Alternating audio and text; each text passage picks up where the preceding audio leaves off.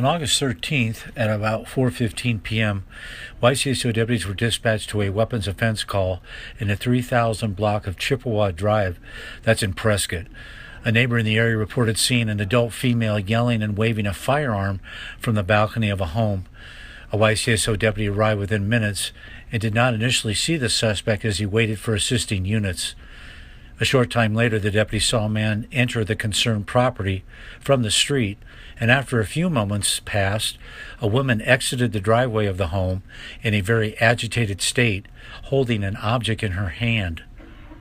She then took a combative stance and pointed what the deputy now believed was a firearm in his direction. The deputy maintained his distance, sought cover, and attempted to communicate with the woman due to concerns she might re-enter the apparently occupied home. Now armed and maintaining cover, the deputy continued to engage the woman, who was flailing her arms and still holding a handgun.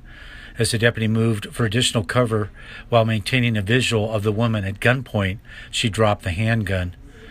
She ignored further commands and simply sat on the curb. As the deputy approached her, she stood and began walking towards the house.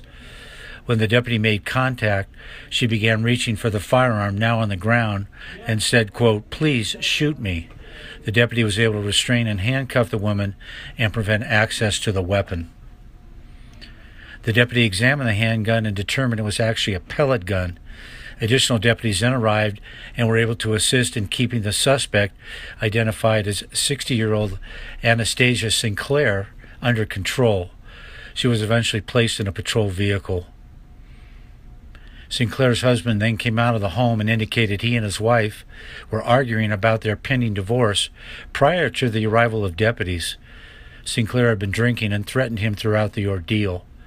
He also acknowledged some ongoing mental health concerns involving Sinclair.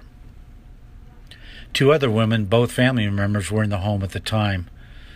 Witnesses told deputies they thought Sinclair was going to shoot them and the deputies.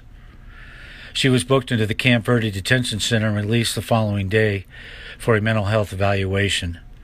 Today, the county attorney verified the filing of charges on this matter, and they include aggravated assault per domestic violence ×2, and disorderly conduct per domestic violence.